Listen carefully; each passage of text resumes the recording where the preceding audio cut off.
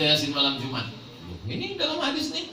Man qara'a Yasin fi lailatin, siapa yang baca Yasin pada suatu malam, dia malam Jumat tak boleh. Ini kan malam kata dia. Malam Jumat itu malam apa tak malam? Malam. Kok bodohnya ditularkan? Telan aja sendiri. Artinya tiap malam kita baca Yasin.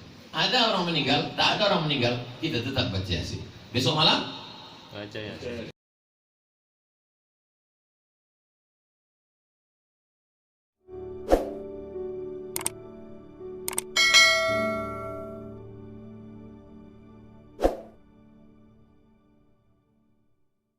Sekarang ini lagi tren nih, mana dalilnya? Membaca Yasin apa dalilnya? Man qara'a Yasin fi lailatin, siapa yang baca Yasin pada suatu malam, asbaha maghfuran lah, waktu subuh dia sudah diampunkan Allah. Apa kata Imam Abul Fida Ismail Ibnu Katsir dalam tafsir Al-Qur'anil Azim? Isnaduhu jayyid, sanadnya jayyid, bagus, boleh diamalkan, bukan dhaif.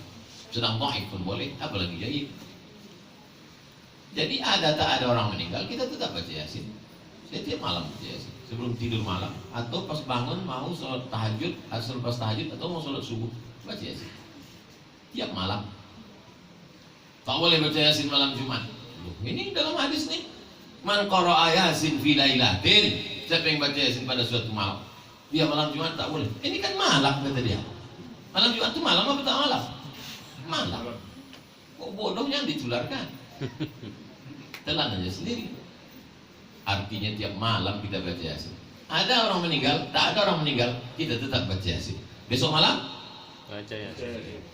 Yang menyebut baca tadi mesti baca. Insya Allah kita baca tiap malam. Lalu kemudian sesudah baca Yasin tadi, kita baca Qul Huwallah 3 kali. Mengapa dibaca Qul Huwallah 3 kali? Gimana cerita kronologisnya? Ada sahabat Nabi namanya Qatadah bin Nu'man. Qatadah bin Nu'man ini sholat sunat malam, dari habis Isya sampai subuh tak berhenti, tegak rukuk sujud, tegak rukuk sujud, tegak rukuk sujud. Ayatnya tak ganti-ganti Qul Huwallah. Dilaporkan ke Nabi, ya Rasulullah, ya ini si Qatadah ini, namanya Qatadah bin Nu'man. Ini si Qatadah ini dengar dia baca Qul Huwallah dari Isya sampai subuh. Dia berharap Nabi marah. Diharapnya Nabi marah. Wa kullu bid'atin dhalalah wa kullu dhalalatin finnar, masuk neraka jahanam kau. Apa kata Nabi? Innaha la ta'dilu sulusal Qur'an. Satu Qul Huwallah itu sama dengan sepertiga Qur'an. Maka Qatadah bin Nu'man sesungguhnya sudah menghatamkan Quran berkali-kali malam itu. Kita karena tak sanggup sampai subuh, kita baca 3 kali. Sekali sepertiga, 3 kali berarti seperti khatam Quran. Tapi jangan gara-gara ini tak baca Quran lagi. Itu dalilnya. Di mana hadisnya itu Pak Ustaz? Dalam kitab Musnad Ahmad bin Hanbal. Imam Hambali itu punya kitab namanya Musnad. Hadisnya isinya 40.000. Salah satunya hadis tentang Qul Huwallah.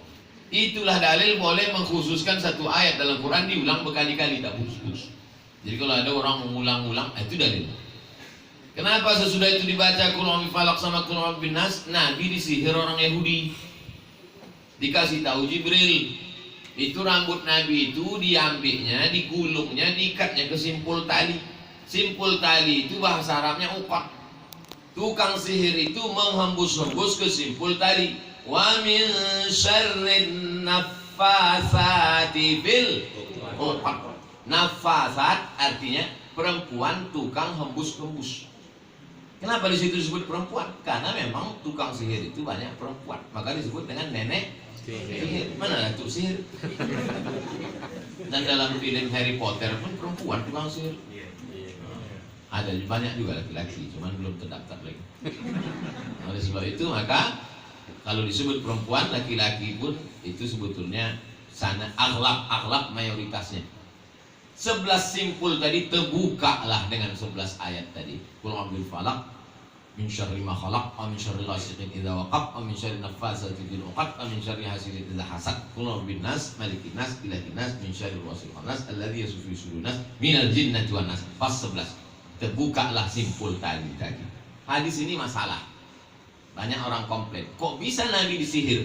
Nabi itu kan dijaga Jibril. Allah menugaskan. Segala yang terjadi pada diri Nabi itu untuk mengajarkan umatnya. Sama macam Nabi lupa waktu sholat. Kalaulah Nabi tak lupa, mana kita tahu sujud sahwi? Jadi apa yang terjadi pada Nabi itu bukan kekurangan malaikat teledor lupa silap, bukan. Itu untuk mengajarkan pada kita kalau mau selamat dari sihir, santet, maka tidak ada mesti orang meninggal. Ada orang meninggal, tak ada orang meninggal, maka kul huwallah 3 kali, qul falaq sekali, qul nas sekali, tetap kita baca. Mau tidur malam, dihembuskan ke tapak tangan, diusapkan ke muka, ke kepala, ke badan. Itu yang diajarkan Nabi Muhammad SAW. Waktu saya di Sudan, diajaklah saya ke rumah Profesor Syekh Umar Al-Ma'ruf Ali, supervisor dosen pembimbing saya. Begitu sampai dipotongkannya kambing, menunggu kambing tadi masak, datanglah tamunya. Rupanya Syekh Umar Al-Ma'ruf Ali ini mengobati orang yang kena sihir. Jadi begitu tamunya datang tadi mau berobat, dibisikkannya ke saya, Abdul Somad, kau mengobati ini. Pucatlah saya. Mana awak tak pernah mengobati orang? Saya tanya, Syekh apa saya baca? Kau baca kul huwallah Fatihah 7 kali, kul huwallah 3 kali, wabil falak sekali, wabil nas sekali, kau tiupkan ke kepalanya, kau hembuskan ke tangan, sapukan. Maka saya bacakanlah, bacakan sesuai dengan yang dia suruh. Wajarkan ini kepada engkau Abdul Somad. Nanti kau balik ke Indonesia, kau bacakan juga ini kalau pada orang-orang, supaya orang tidak meminta kepada dukun. Jadi tak ada orang meninggal, mau tahlil tak tahlil, amalan ini tetap kita amalkan tiap malam. Amin. Amin. Jadi sebelum tidur malam tetap kita baca Allah 3 kali, Qul falaq sekali, Qul nas sekali. Kenapa kita baca pangkal Al-Baqarah dengan ujung Al-Baqarah? Kata Nabi SAW, dalam Quran itu ada ayat, siapa yang membacanya laka fatahu, cukuplah dia tak beramal apalagi malam itu. Apa itu ya Rasulullah? Pangkal Al-Baqarah dan ujung Al-Baqarah. Maka tadi kita pilih pangkal Al-Baqarah sampai wa ulaika humul muflihun. Ujung Al-Baqarah dari lillahi mafis sampai habis. Hadisnya sahih Bukhari. Sudah saya tulis dalam buku 40 zikir, hadis, zikir dan doa. Kenapa dipilih tengah Al-Baqarah ayat kursi? Waktu itu ada sahabat Nabi namanya Abu Hurairah ditugaskan menjaga Baitul Mal. Untuk menyembah Allah, Baitullah, masjid. Untuk tempat zakat, wakaf, infak, sedekah, wasiat, hibah, ghanimah, itu ada dibuat satu rumah namanya Baitul. Kalau kita di Pekanbaru Basnas, Abu Hurairah menjaga malam itu. Tiba-tiba ada pencuri korma, ditangkaplah pencuri korma. Kubawa engkau kepada Rasulullah. Mau potong tangan belum sampai batas. Orang baru potong tangan itu kalau dia mencuri 1/4 dinar. 1 dinar itu 4,25 gram. 4,25 gram emas itu sekarang sekitar 4 juta. Jadi kalau ada orang mencuri di bawah 1/4, di bawah 1 juta, itu tidak potong tangan, tapi dihukum ta'zir namanya. Hukum ta'zir itu dicambuk.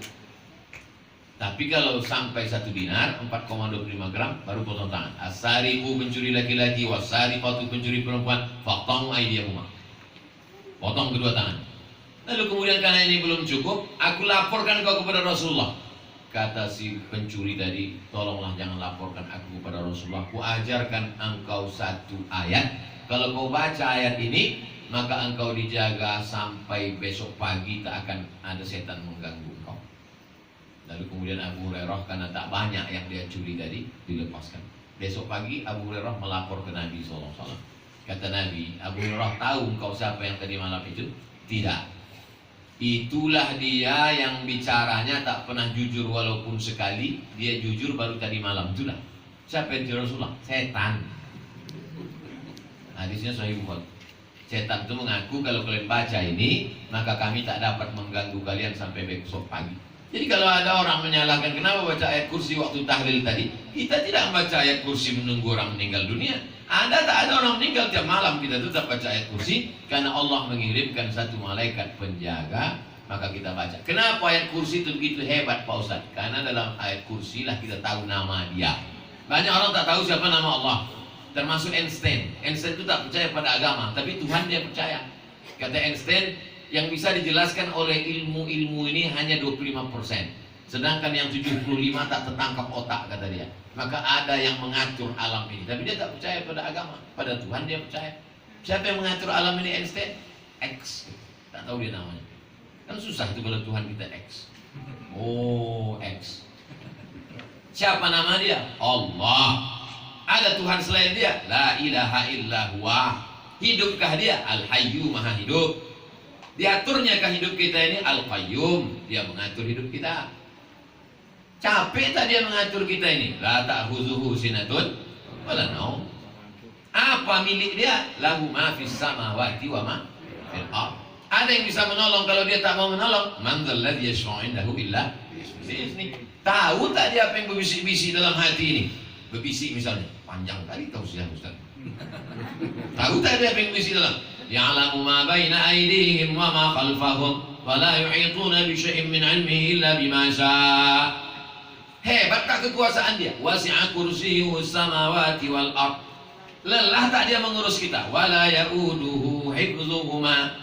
Hebat dia. Wa huwal aliyyul. Itu yang ditanamkan waktu baca ayat kursi itu. Allah la ilaha illa ta'ala. Makanya kalau ada orang kerasukan setan, itulah dibacakan ke telinga sebelah kanan. Kuat-kuat, kuat-kuat. Sampai 2 gendang ya. Kalau tak setan itu lari, dia lari sekalian. Lalu kemudian setelah itu baru kita bertahlil. Afdhalu dzikri fa'lam. Itu hadis. Kata Nabi, afdhalu dzikri la ilaha. Fa'lam itu ada. Fa'lam itu tambahan dari si ustaz itu. Yang dalam hadis itu cuma afdhalu dzikri la ilaha illallah. Datang si ustaz ditambah fa'lam dari ayat Quran. Fa'lam annahu la ilaha illallah. Banyak zikir. Subhanallah bihamdi subhanallahil azim. Zikir. Allahumma sholli ala sayyidina Muhammad. Zikir. Kenapa ini yang kita pilih? Karena di antara semua zikir itu adalah yang paling afdal la ilaha illallah. Al-imanu bid'un wa sab'una syu'bah. Iman itu 73 sampai 79 cabang. A'laha, cabang yang paling tinggi la ilaha illallah. Cabang yang paling rendah imatatul adha anit thariq, membuang yang mengganggu di jalan.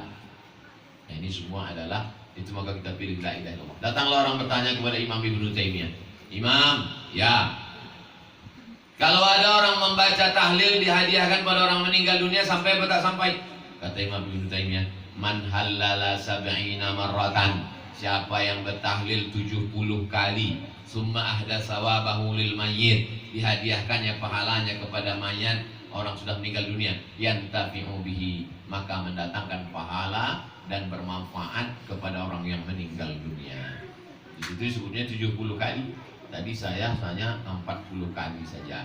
Kenapa? Karena kita mau bertausiah. Kalau ikut protokol kesehatan dari Ustadz Muhammadun tadi, langsung doa saja. Tapi karena saya mau berceramah nih, itu tujuan saya, maka saya baca tadi supaya anak cucu kita tahu mereka. Cuman kadang nanti kalau ditanya orang, apa dalilnya? Bisa tanya, udah begitu dari nenek moyang kita dulu. Ini kan lagi tren nih orang menyalah-nyalahkan amal. Ini perlu dijelaskan. Lalu kemudian setelah itu kita tutup dengan doa tadi. Doa yang apa yang Ustaz baca tadi? Allahumma awsil sawaba ma qara'nahu min surat Yasin. Sampaikanlah pahala bacaan kami tadi, Allah, surat Yasin, wa suratil Fatihah, wa suratil Ikhlas, wal muawwizataini qul falaq sama qul nas, wa ba'dhi suratil Baqarah, sebagian surat Al-Baqarah ujung pangkal tengah ujung, ila almarhumah. Kalau anak kandung, cucu kandung tak perlu pakai itu. Itu bedanya. Anak almarhumah, anak cucunya tak perlu dia sebut, ya Allah sampaikanlah pahala baca, tak perlu. Otomatis sampai. Tapi karena saya ini orang lain, tak ada hubungan nasab, kami ini bukan anak, bukan cucu, maka orang lain perlu mengucapkan itu. Allahumma ausil, sampaikanlah ya Allah. Tak pandai bahasa Arab, Ustaz, bahasa Melayu, ya Allah sampaikanlah pahala bacaan kami ini ya Allah. Kalau segan mendengar orang sebelah, silent.